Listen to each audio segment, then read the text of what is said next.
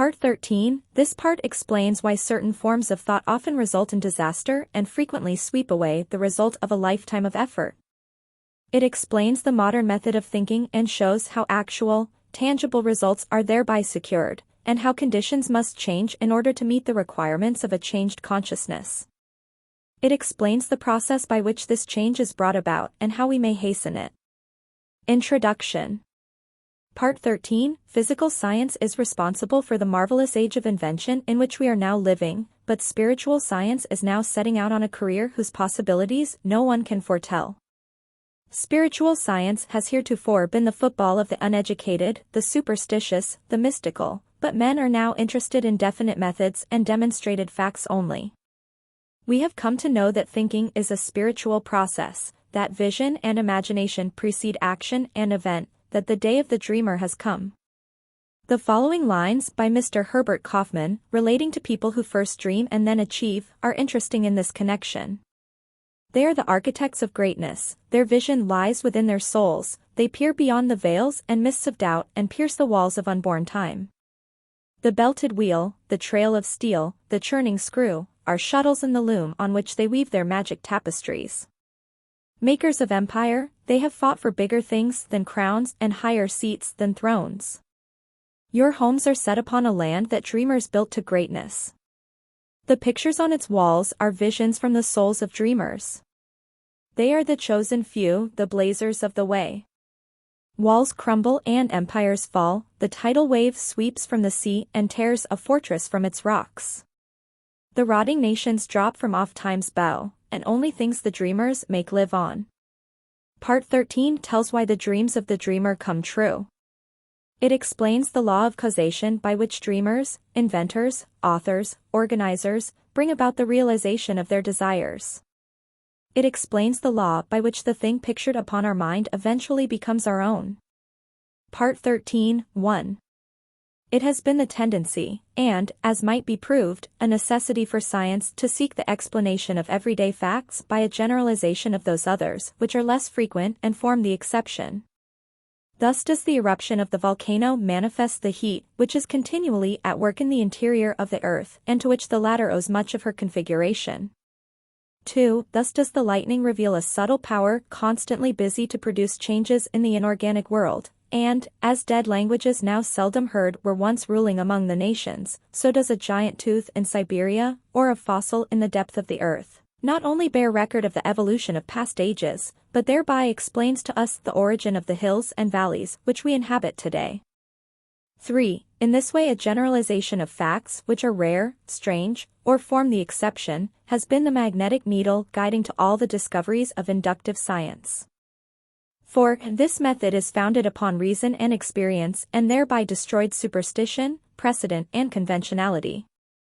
5. It is more than 200 years since Bacon recommended this method of study, to which the civilized nations owe the greater part of their prosperity and the more valuable part of their knowledge, purging the mind from narrow prejudices, denominating theories, more effectually than by the keenest irony, calling the attention of men from heaven to earth more successfully by surprising experiments than by the most forcible demonstrations of their ignorance, educating the inventive faculties more powerfully by the near prospect of useful discoveries thrown open to all, than by talk of bringing to light the innate laws of our mind. 6. The method of Bacon has seized the spirit and aim of the great philosophers of Greece and carried them into effect by the new means of observation which another age offered, thus gradually revealing a wondrous field of knowledge in the infinite space of astronomy, in the microscopic egg of embryology, and the dim age of geology, disclosing an order of the pulse which the logic of Aristotle could never have unveiled, and analyzing into formerly unknown elements the material combinations which no dialectic of the scholastics could force apart. 7. It has lengthened life, it has mitigated pain, it has extinguished diseases, it has increased the fertility of the soil, it has given new securities to the mariner, it has spanned great rivers with bridges of form unknown to our fathers, it has guided the thunderbolt from heaven to earth. It has lighted up night with the splendor of day, it has extended the range of human vision, it has multiplied the power of the human muscles, it has accelerated motion, it has annihilated distance, it has facilitated intercourse, correspondence, all friendly offices, all dispatch of business, it has enabled men to descend into the depths of the sea, to soar into the air, to penetrate securely into the noxious recesses of the earth. 8. This then is the true nature and scope of induction. But the greater the success which men have achieved in the inductive science, the more does the whole tenor of their teachings and example impress us with the necessity of observing carefully, patiently, accurately, with all the instruments and resources at our command the individual facts before venturing upon a statement of general laws. 9. We ascertain the bearing of the spark drawn from the electric machine under every variety of circumstances, that we thus may be emboldened with Franklin to address, in the form of a kite, the question to the cloud about the nature of the lightning. We assure ourselves with the exactness of a Galileo, of the manner in which bodies fall, that with Newton we may dare to ask the moon about the force that fastens it to the earth. 10. In short, by the value we set upon truth, by our hope in a steady and universal progress, by our resolve not to permit a tyrannical prejudice to neglect or mutilate unwelcome facts, we rear the superstructure of science upon the broad and unchangeable basis of full attention paid to the most isolated as well as the most frequent phenomena.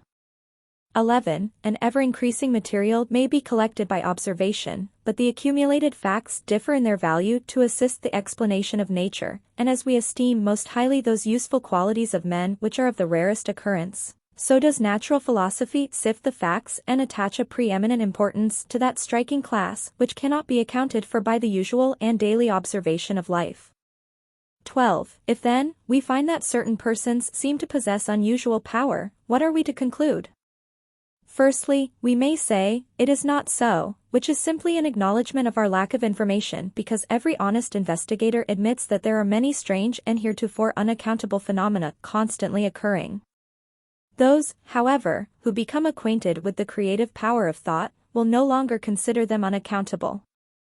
13. Secondly, we may say that they are the result of supernatural interference, but a scientific understanding of natural laws will convince us that there is nothing supernatural. Every phenomenon is the result of an accurate, definite cause, and the cause is an immutable law or principle, which operates with invariable precision, whether the law is put into operation consciously or unconsciously. 14. Thirdly, we may say that we are on a forbidden ground, that there are some things which we should not know. This objection was used against every advance in human knowledge. Every individual who ever advanced a new idea, whether a Columbus, a Darwin, a Galileo, a Watt, a Fulton, a Stephenson, a Faraday, or an Emerson, was subjected to ridicule or persecution. Hence this objection should receive no serious consideration. On the contrary, we should carefully consider every fact which is brought to our attention. By doing this we will more readily ascertain the law upon which it is based. 15. It will be found that the creative power of thought will explain every possible condition or experience, whether physical, mental, or spiritual. 16. Thought will bring about conditions in correspondence with the predominant mental attitude. Therefore, as fear is a powerful form of thought, if we fear disaster, disaster will be the certain result of our thinking. It is this form of thought which frequently sweeps away the result of many years of toil and effort. 17. If we think of some form of material wealth we may secure it. By concentrated thought the required conditions will be brought about, and the proper effort put forth, which will result in bringing about the circumstances necessary to realize our desires, but we often find that when we secure the things we thought we wanted, they do not have the effect we expected. That is, the satisfaction is only temporary, or possibly is the reverse of what we expected. 18. What, then, is the proper method of procedure? What are we to think in order to secure what we really desire? What you and I desire, what we all desire, what everyone is seeking, is happiness and harmony. If we can be truly happy we shall have everything the world can give. If we are happy ourselves we can make others happy. 19. But we cannot be happy unless we have health, strength, congenial friends, pleasant environment, sufficient supply, not only to take care of our necessities, but to provide for those comforts and luxuries to which we are entitled. 20. The old orthodox way of thinking was to be a worm, to be satisfied with our portion whatever it is, but the modern idea is to know that we are entitled to the best of everything, that the Father and I are one, and that the Father is the universal mind, the Creator, the original substance from which all things proceed. 21. Now admitting that this is all true in theory, and it has been taught for 2,000 years, and is the essence of every system of philosophy or religion, how are we to make it practical in our lives? How are we to get the actual, tangible results here and now? 22. In the first place, we must put our knowledge into practice. Nothing can be accomplished in any other way. The athlete may read books and lessons on physical training all his life, but unless he begins to give out strength by actual work, he will never receive any strength. He will eventually get exactly what he gives, but he will have to give it first. It is exactly the same with us. We will get exactly what we give, but we shall have to give it first. It will then return to us many-fold, and the giving is simply a mental process, because thoughts are causes and conditions are effects. Therefore, in giving thoughts of courage, inspiration, health, or help of any kind, we are setting causes in motion which will bring about their effect. 23. Thought is a spiritual activity and is therefore creative, but, make no mistake, thought will create nothing unless it is consciously, systematically, and constructively directed, and herein is the difference between idle thinking, which is simply a dissipation of effort, and constructive thinking, which means practically unlimited achievement. 24. We have found that everything we get comes to us by the law of attraction. A happy thought cannot exist in an unhappy consciousness, therefore the consciousness must change, and, as the consciousness changes, all conditions necessary to meet the changed consciousness must gradually change, in order to meet the requirements of the new situation. 25. In creating a mental image or an ideal, we are projecting a thought into the universal substance from which all things are created. This universal substance is omnipresent, omnipotent, and omniscient. Are we to inform the omniscient as to the proper channel to be used to materialize our demand? Can the finite advise the infinite? This is the cause of failure, of every failure. We recognize the omnipresence of the universal substance, but we fail to appreciate the fact that this substance is not only omnipresent, but is omnipotent and omniscient, and consequently will set causes in motion concerning which we may be entirely ignorant. 26. We can best conserve our interests by recognizing the infinite power and infinite wisdom of the universal mind. In this way we become a channel whereby the infinite can bring about the realization of our desire. This means that recognition brings about realization. Therefore, for your next exercise, make use of the principle, recognize the fact that you are a part of the whole, and that a part must be the same in kind and quality as the whole, that the only difference there can possibly be, is in degree.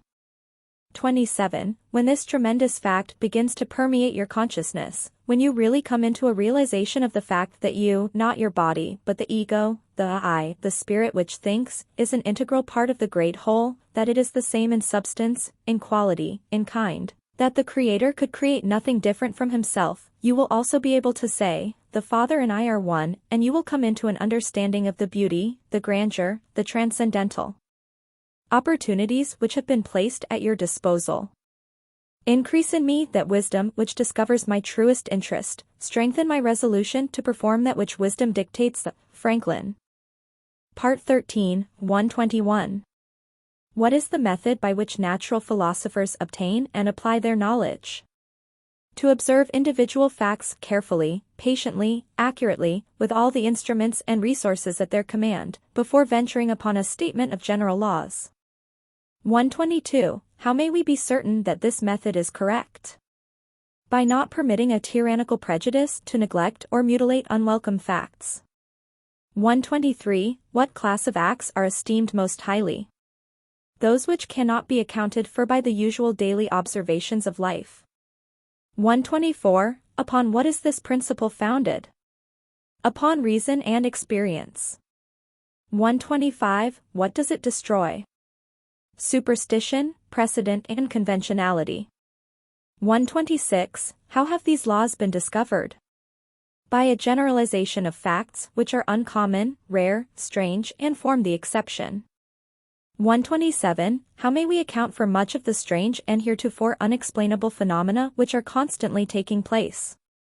By the creative power of thought. 128. Why is this so?